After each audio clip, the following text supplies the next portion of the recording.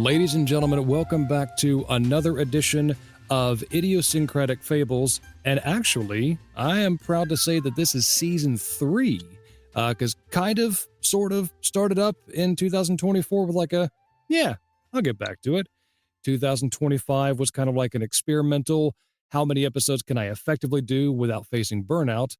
And now here we are in 2026, first episode of the year, and I am beyond delighted to welcome my first guest of season 3 and first guest of 2026, Mr. Jim Seybert. Jim, thank you so much for agreeing to be a part of the show today and likewise this year. Yeah, wow, thank you. I didn't realize it was such an auspicious occasion. 2026, my God. It still baffles me. Year after year, as most have done, I've done, New Year's resolutions. I promise to, lose X amount of pounds, or I promise to do X, Y, Z. Honestly, Jim, for me this year, my only New Year's resolution is to make sure that I remember to write 2026 and not 25. Well, and we don't even have to write. I can't remember the last time I actually wrote a check. Exactly. It used to be difficult. Now, it's just push the button, spend the money, push the button, spend the money. Doesn't matter. Oh my gosh. It's mind blowing at how fast and quote unquote efficient things are becoming nowadays. So you have quite the history of being a performer and audiobook narrator. I mean, over 100 titles across publishers like Penguin Random House, HarperCollins, Hachette, Audible, Blackstone, and just the list goes on. That's incredible, Jim. Thanks. Audiobooks has been about, I did my first one in 2010. Okay. But I cut my first demo tape in early 1974 as a voiceover, performer. I was trying to get a job in radio as an announcer. And 1974, and my first audition for a stage play was in 1973, a professional stage play. I'd been in plays as a kid, but right. Yeah, but 1973 at the Birdcage Melodrama Theater in Knott's Berry Farm in Buena Park down in Los Angeles. Oh wow! So then they're famous for Steve Martin worked there, Robin Williams worked there. I certainly can't claim anything that they have, but I did not get the gig. But that was my first, time that was for a paid gig, 1973. So yeah, I've been at it a while. Okay. Let's jump into your origin story and I would say voice identity. You've been described as having a serious voice with a twinkle in its eye. How did that vocal identity develop? The tone of my voice is pretty, it's pretty big. I did news on radio for 18 years, so I've got that news announcer voice. And but I'm a pixie. I'm a joker. Very very little to me is very serious. Mm-hmm. And so there's always that twinkle. There's always that glint of irony or sarcasm in my voice. And so when I started doing audiobooks and I knew I needed, there's a lot of people out there doing audiobooks, and I needed to stand out. There's a lot of guys who have the same kind of voice that I have, and they're all good. And so I needed something other than big authoritative voice that casting directors and producers could remember me by. You talk about, I've listened to some of your podcasts, and you're talking about story. What's the life story of the person? And part of my story, one chapter in my story, was I spent time as a vice president of marketing for a fairly large retail concern in the 90s and early 2000s. And so I learned a lot about branding. And one of the things I learned about branding was that you want to grab a franchise in the buyer's mind. You want something that they can remember you by that's different than everybody else. Coca-Cola, it's the fresh taste, it's the red can. Right. Volvo, it's with Volvo, it's safety. With Maytag, it's dependability. So I wanted something that people could remember me by, other than great big voice, because everybody has one of those. So in 2017, I think it was, maybe 16, I went to my first APAC convention in New York City. And I was told there'll be 600 or so, narrators there. And I'd been to a lot of conventions before, especially in the music and the entertainment business, and everybody wore black. I mean, everybody's in black. And so I wanted to stand out. And so I decided, I live on the coast here in California. I decided I'm going to wear a Hawaiian shirt. I don't care if it's, 10 freaking degrees in New York City. I'm going to wear a Hawaiian shirt. Right. And so I took a picture of myself in a Hawaiian shirt, and I sent it to about half a dozen casting directors that I knew, that I'd met. And I said, if you're looking for me at APAC, here I am. I'm going to be the only guy in a Hawaiian suit. And the response I got back from casting directors was, I don't know that any of them hired me for a book because of that, but the response was, hey, this is brilliant. You're going to stand out. And then people would actually walk up to me at this convention with 600 people and say, oh yeah, hi Jim, I saw your picture. So I decided that I needed to focus in on the serious voice, because that's what I do, a lot of serious nonfiction. But I wanted people to realize that, I can do some irony, I can do some silliness. And so that serious voice with the twinkle in its eye is what came out of that. And people were saying, no, it's a twinkle in his eye. I said, no, it's the voice that has a Right. twinkle in its eye. So that's where it came from. And I don't know that people hire me because of that, but I think it gives them something to latch onto. Oh yeah, he's got the big voice, but yeah, he's the sarcastic guy, or he's the irony guy. So, long story to a short question. No worries at all. I enjoy it all the Just same. It actually is kind of reinforcing my idea of what I want to appear as when I start going to these conventions, because I want to be, hopefully, the only 6'4" narrator who shows up in a kilt and a leather biker vest. there you go. So I'm thinking that may draw some attention. And and what that does is then people say, oh yeah, but I don't want to put myself in a box. I don't only want to do biker books, and Right. kilt wearing giants in biker bill. That's not it. What you're doing is you're giving them something to remember you by. Correct. It also comes back, or it reminds me of when I attended a webinar with J. Michael Collins in process of forming my commercial VO demo. And he talked about the funny little car ideology, which comes from the world of sales, to where you could have this entire lot full of Toyota Corollas, and they're all that, sleek, shiny gray. They have XYZ, bells and whistles. But what about that funny little car over there? And so just like you were saying, you didn't want to be that same big authoritative voice. You wanted to have that something a little extra that people remember you by. Yeah. Yeah. And it works. And I think what's important is that it's genuine. I am genuinely an ironic, sarcastic, twinkle in its eye kind of, I'm like, what's the in the Shakespeare play, I'm Puck, I'm that kind of almost on the edge of evil character, and so, and it'd be like, it wouldn't work for me to wear a biker jacket and a kilt, because people would look at me and go, well, you look stupid, you know.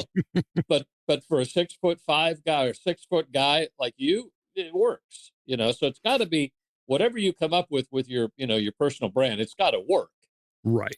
you know. And so yeah, it just kind of happened. I worked on a few other things. I want, you know, a voice as smooth as bourbon, you know, and those types of things. And it's like, you know, this was the one that worked for me. So it's what I I love stuck it. with. It's what I I stuck love with. it. Yeah, Now, you grew up around San Francisco cable cars. I Did did. that environment influence your sense of rhythm, pacing, or storytelling? Being a San Francisco native influenced me, because it's the absolute best city in the world. I'm sorry, Chicago, New York, other Nashville. I mean, there's some other great cities, but as far as I'm concerned, San Francisco is just unique.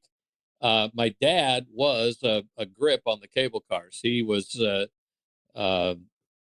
you know, the grip is the guy that pulls the levers. The official title is motorman. Okay. And I remember as a kid, little kid, my mom would, the cable car right by our apartment in San Francisco, and Dad would stop the car right there in front of the apartment. Mom would come out, wedge me in one of the seats on the benches out in front, and I'd ride the car for hours with my dad ringing the bell and uh, and watching over me. So I don't know if it added to my rhythm, but I know it's just something about, maybe it's the sourdough bread that I ate as a kid, or I mean, we lived right in Chinatown, Okay. so maybe it was all of the, you know, the seaweed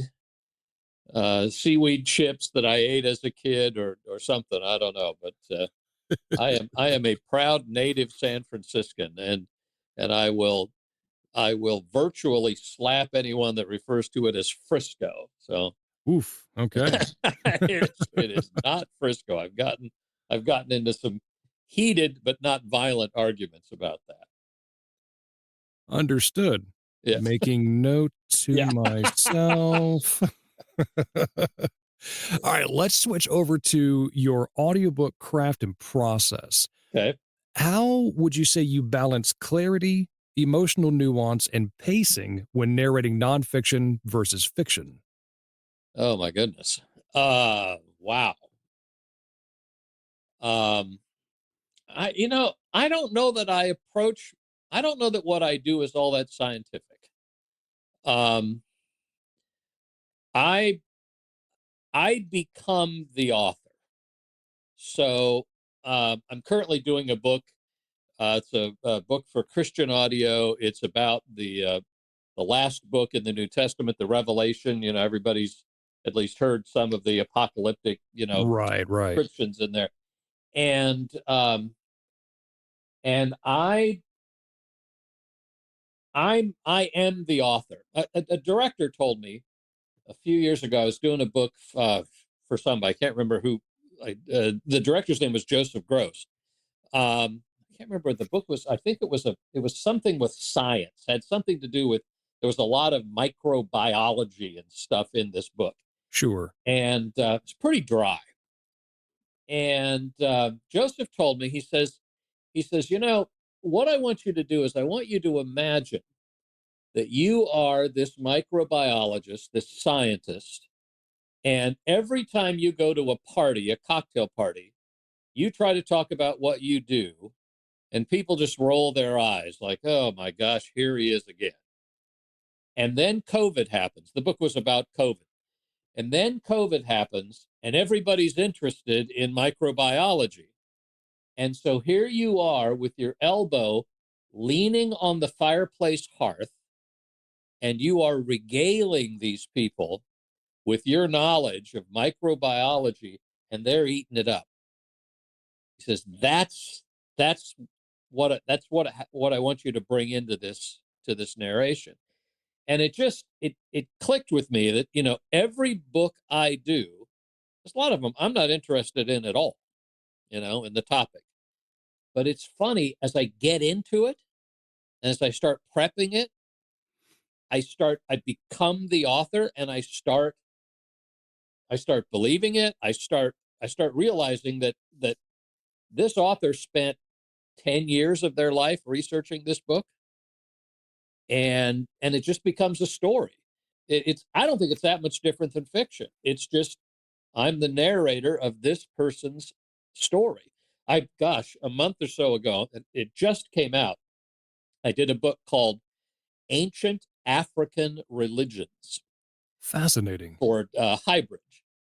There were 400 ancient African words in this book. The research took 23 hours of research just to research the vocabulary for this book. And you think there might be like 9 people in the world that are interested in this topic, and half of them were the author's, relatives, I think. But I got into the book, and it got so interesting. Some of these old, ancient, prehistoric, pre-written history. So all this was like oral traditions that just became fascinating. So I don't know if that answers your question, but I I I just pretend that I'm the author. I become the author, and I tell their story. Ian McClellan, the Gandalf from Yes. the movie. Okay, I don't know if you've seen the clip on YouTube of Ricky Gervais asking him how he played the wizard. How in the world did you play the wizard? And I love the way he describes his process. He says when the director wanted me to be a wizard, I thought to myself, how, Sir Ian, how would I be a wizard? And so I thought, this is what a wizard would do. And so when the director said action, I became the wizard. Wizard, wizard, wizard, wizard. And when he said cut, I became Sir Ian. Sir Ian, Sir Ian, Sir Ian. So it's just like I love acting because it gives me an opportunity to be somebody I'm not. And what I've told people about nonfiction, especially doing nonfiction, it lets me be the smartest guy in the room for at least an hour or two. And so I pretend that I'm that guy.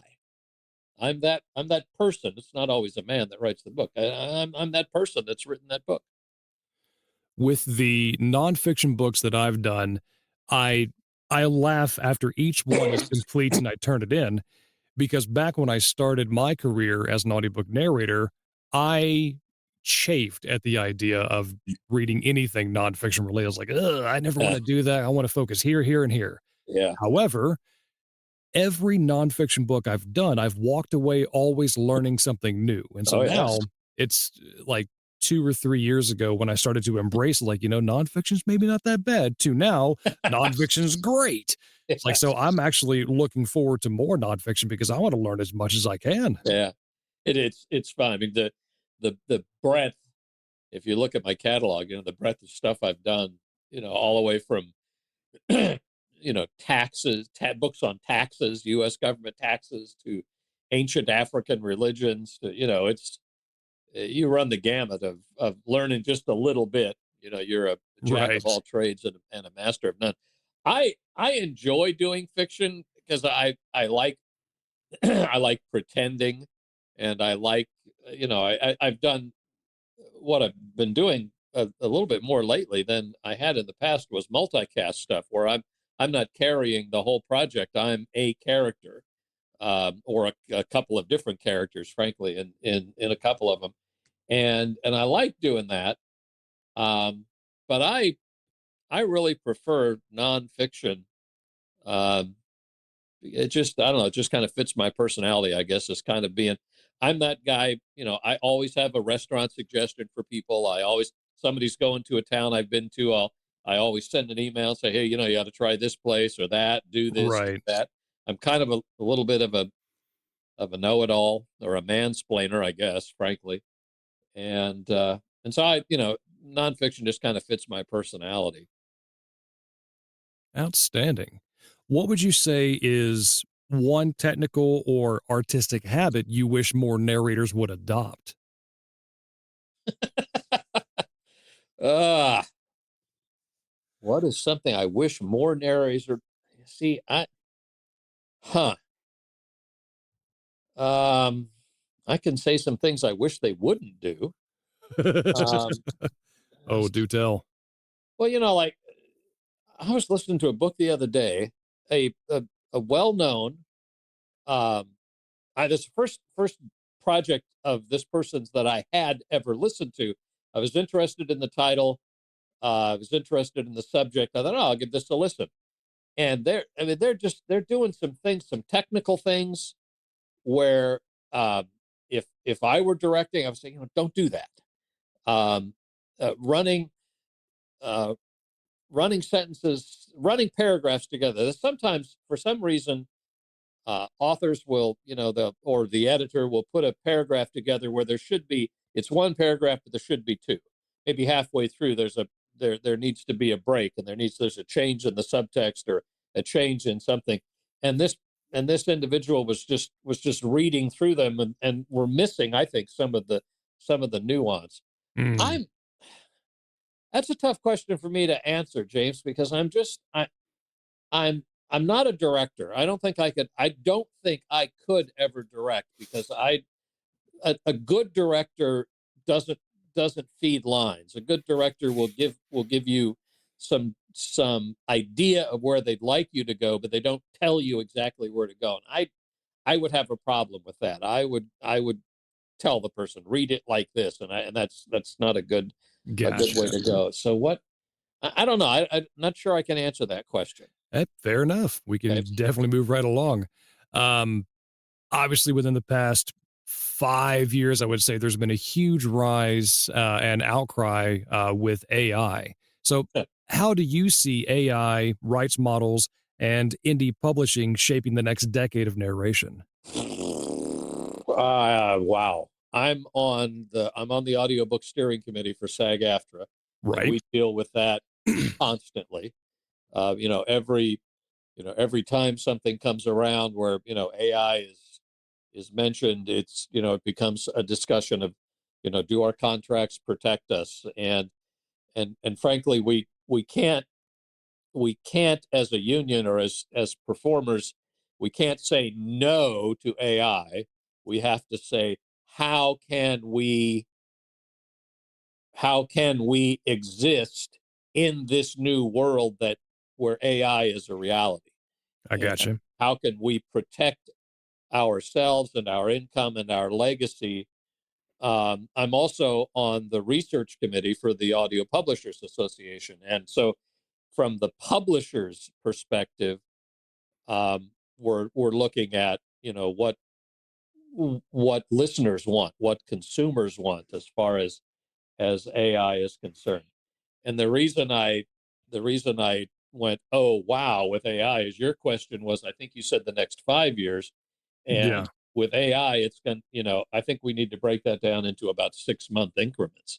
Yeah. Uh, I mean, Especially with as fast as it's going. it is changing that fast. I've got a real good friend who's in special effects, who's been in cinematography and special effects for his entire career. We had lunch a couple of weeks ago, and he said, Jim, it's almost now where he used to have a whole studio of design artists who would design.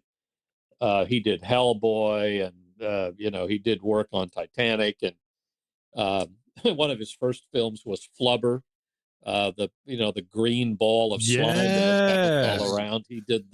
His studio did the special effects that bounced Flubber all around. He says nowadays, that work for human beings is just gone. That will never be back, and it's moving so quickly.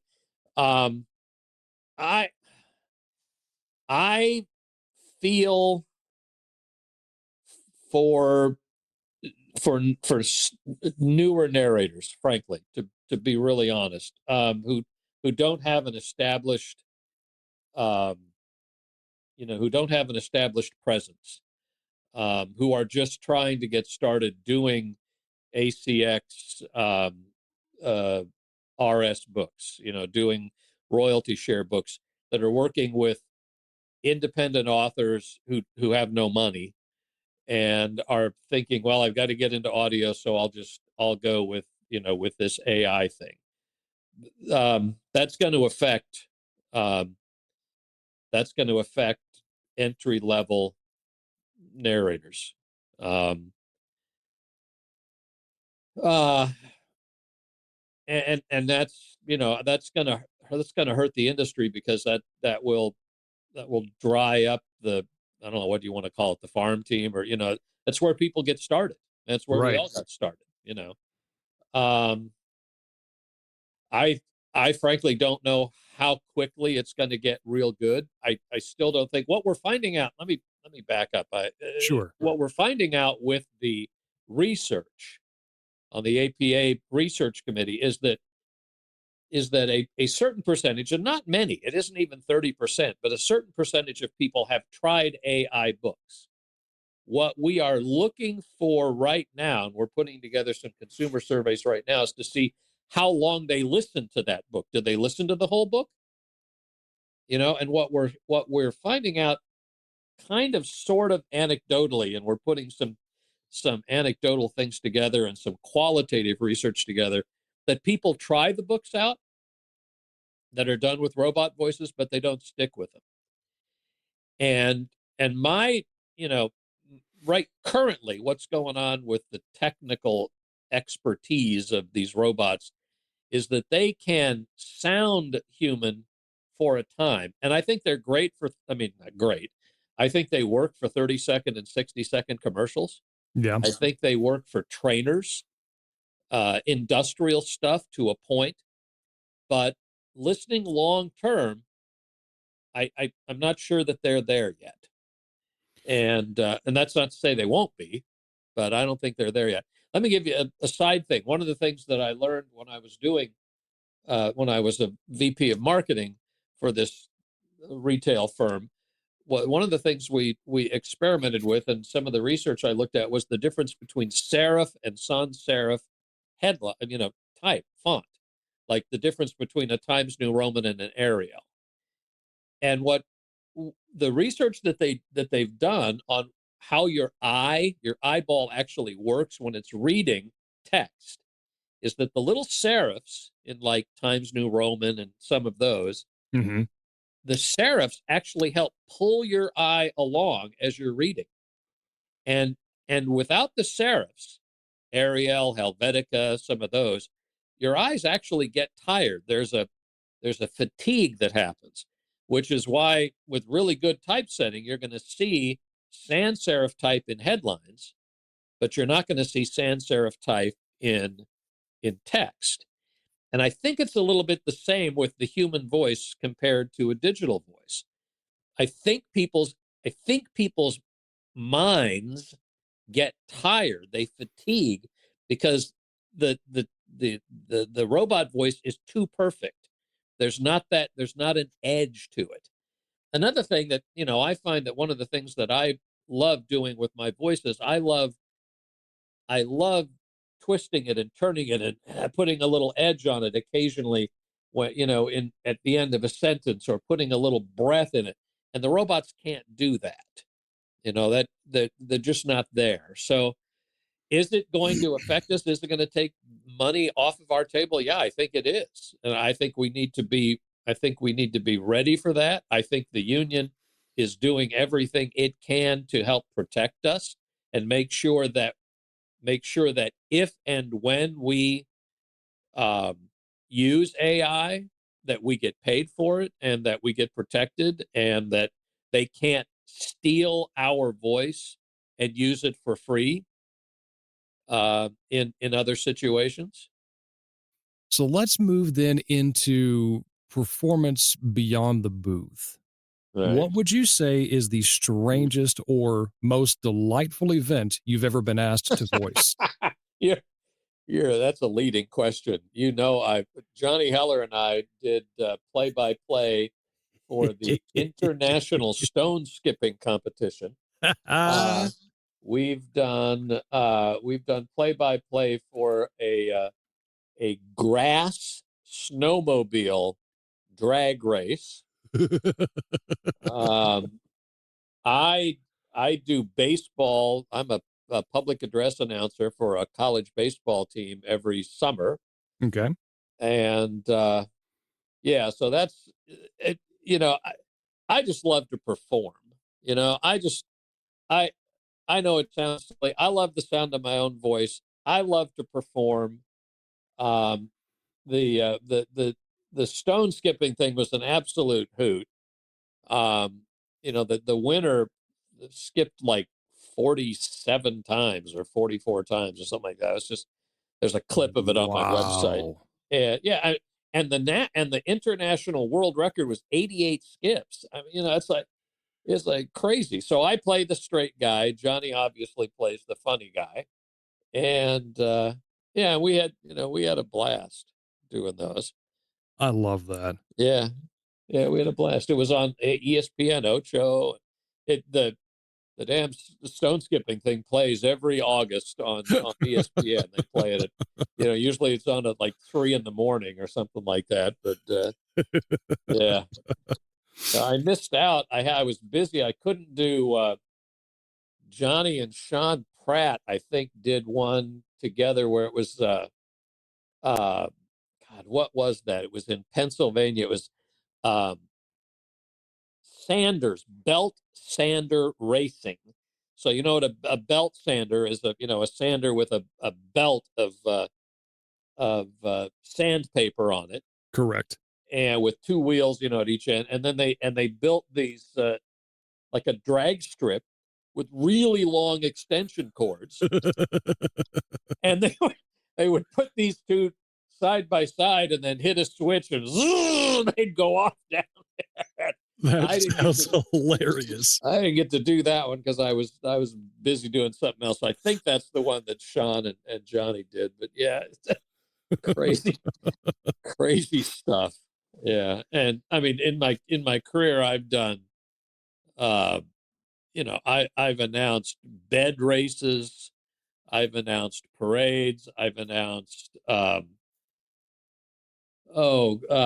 gosh, what are fashion shows, the police, the what's it called, cops will dress up and do fashion show stuff and to raise money for a charity. I mean, it's like I have buddies that are still in radio that are my age, still in radio, doing all that crazy stuff on a regular basis, and yeah, it's fun stuff. I like doing that little goofy stuff that gets you out of your booth every now and then. I love that.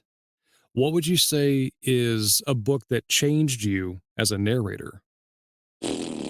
Ah, boy. It's like asking who your favorite kid is. I know it's not necessarily fair. Um, changed me. Changed me as a narrator. I mean, there have been some books that I've done where going into it, I've thought I can't do this. Why in the world did they cast me for this? And I've risen to the occasion, and it's come out okay. We all performers all have some, we have performance anxiety, we have what's imposter syndrome, all of that stuff. And there've been some where I've struggled. I've brought in someone to help direct, help me through this, step me through this. I have a couple of really good accountability partners that I talk to on a regular basis that I can share with them, stuff that I wouldn't share with anybody else about my performance. How God, I make too many mistakes or, whatever. But yeah, I don't know if I can answer that specifically. I mean, there's been a couple of books that have come along that I've gone, well, I just did a book, and I don't, it affected me. I don't know if it changed me, but it affected me. I just did a book. There's an author or an attorney that worked for the ACLU, wrote a landmark book back in the 70s called Defending My Enemies. Hmm. And Arya Nair is his name. And he was one of the attorneys who defended the Nazis who wanted to march in Skokie, Illinois back in, I think it was 1975. And as a constitutional attorney at ACLU, he defended their right to free speech, to have this march in Skokie, Illinois, which, by the way, never happened. The march never took place. But about a year ago, a 2025 edition of the book was released, and I just narrated it. I don't even think it's out. I don't even think it's been released yet. No, I don't think it has, because I haven't done the retakes on it. But it's books like that, controversial books, that make me stop and think. I don't know that they change me, but they make me stop and think. If you ask me, should Nazis be allowed to march anywhere, I'd say no. Hell no. Right. Or even stronger word, no. But when you read his argument, and it's like, oh, okay, I don't like the fact that the First Amendment gives them the right to do that, but I guess I'm glad it does. So It makes sense. And I've done some controversial books. I'm pretty liberal myself, but I've done some books. I did a book 4 or 5 years ago. I sent out an email, a reach out to producers, and I said, if you've got a controversial book out there that you're, nobody wants to take, look me up. And a producer, a well-known producer, sent me an email, said, okay, you want controversy, boy, here you go. And they sent me a book that was very, very critical of critical race theory, and how, CRT is destroying, America, blah, blah, blah, all of this. And I did it. And a lot of some of my friends were like, well, God, how could you do that? How could you do a book like that? Well, first of all, I'm an actor, and I don't have to believe what I'm doing. I'm playing a role. And it made me think. I think they were dead wrong in their conclusions, but it was interesting that I said, oh, okay, it's well written, it was well researched, it was just, their conclusions were crap, but it caused me to think. And so, in answer to that question, I don't know that anything's ever really changed me, because at my age, it's pretty damn hard to change me. I mean, I don't know anything that really would really would change me, but it makes me, sometimes I'm given the opportunity to think, and that's a good thing. A friend of mine, a well-known, a very famous golden voice narrator, when I got that book on CRT, I messaged him and I said, hey, should I do this? And they said, is there anything in there that is it what how did they put it? Basically, it was is the argument against it just because it's going to piss liberals off, or is there really something nefarious in it? And I said, yeah, it's pretty much just going to piss liberals off. And they said, well, then go ahead and do it. I mean, there's no there's no harm in it. Now, there are some people, friends of mine who I respect, who won't do that kind of thing. They know I will draw the line. I've only drawn the line once on a project, and in prepping through it, it was nonfiction. In prepping through it, it suggested violence against a group of people, against gays, and I wrote back to the publisher. I emailed the publisher and I said, I can't do this. I'm sorry. I will, I will do books that criticize lifestyles because that's somebody's opinion, but I won't do a book that advocates violence against people. And they said, "Oh my God, really? That's in there?" And they went back around and they kicked it. They turned it back. They Oh, wow. turned it down. So yeah, I respect that. yeah, that was we all Golly. gave away money because of it. Yeah, yeah, it was heinous what they were saying. The rest of the book was okay. It was Yeah. just all of a sudden the author took a turn. It was like, "What? You want what? Jeepers. Let me read this again. What? Oh no, I'm not doing that." Things that make you go, bleh. Yeah, Okay. exactly. Yeah. Was A that a couple. question? What are things? What has made you go bleh? No, I didn't have that one in, but I Okay. may later on. But I do have a couple more before we do wrap up. Okay. If you could narrate the biography of any fictional character, who would Fictional. you Okay. choose and why? Fictional character. Yes, Oh God. Any fictional character? That's a good question. Huh. I hear that a lot. You know, books that I read when I was, like when I was a kid, The Fountainhead, Howard Rourke, Mm. um, Atlas Shrugged, John Galt, um, fictional characters. It'd be interesting to get into the head of Wile E. Coyote. And it's like, Ooh, good what the call. fuck? What's wrong with you? You know, how many times are you gonna, fall off that cliff before you realize that bird is, he's just teasing you. And probably You know, titled the book Misplaced Motivation 101. something like that. And then and the Acme company, they should be somebody, the Federal Trade Commission or somebody should come down for selling that poor sap, all of that crap. Although someone pointed out to me just the other day that we were very derisive when it comes to Wile E. Coyote because he's just an idiot. But no one could paint on the walls of a canyon quite like he can. I mean, those realistic tunnels that he can paint on the wall of a canyon are just amazing. So yeah, I'm thinking Wile E. Coyote or maybe John Galt, one of the two. There's a spread. Ooh, Yeah, okay. there's a spread. All right, final question here for you, Jim. Uh-huh. If you had just 10 minutes to Yeah. tell your story Oh my. for everybody to listen to, what would you say?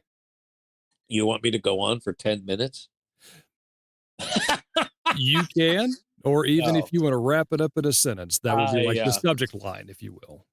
I have I have followed a thread through all of the career changes and all of the reinventions.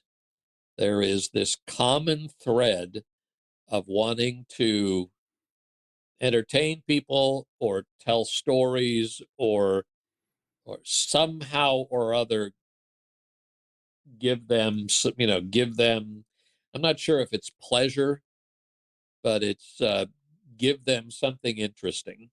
It's every job I've had has had something to do with entertaining, storytelling, giving pleasure. I was a cook in a restaurant, two or three different restaurants, giving pleasure that way. Um, so yeah, I think that's the story is this thread of continuity that's gone through everything. And a lot of times I don't even know what I'm doing. I didn't get into audiobooks to because I wanted to do audiobooks. I got into audiobooks because I had a shit job, and I was listening to an audiobook one time. I'm, God, I could do that, and wrote to some friends who were in the publishing industry, and bada bing, there we go. I mean, that's a whole story in itself how I got started. But yeah, I think it's that thread that that has just gone through everything of storytelling, entertaining, you know, giving somebody something of interest. That's my story. I'm sticking to it. Fantastic. And stick with it, you shall, good sir. Jim, thank you so much for Yeah, once again coming on the show. You have been an absolute delight to have and just to talk and shoot the breeze and yeah. plug away with millions of questions. Thank you. Great questions. Thank you. Thanks for having me. Absolutely. And thank you, dear listener, for being a part of the show. I truly appreciate each and every one of you. That wraps up today's journey on idiosyncratic fables. I hope this conversation sparked something in you, an idea, a question, or maybe even a story of your own. Today's episode was brought to you by Wilderness Fire Productions. If you've ever wanted to see what it's like behind the scenes when I narrate audiobooks, I invite you to join me in my Discord server with the same name, Wilderness Fire Productions. I'll leave that link for you below in the show notes. Feel free to click there, and I'll see you in the server. For the time being, however, this is where we will part ways for now. Remember, everybody has a story to tell, and I want to hear yours. And so until I talk to you next time, peace be with you.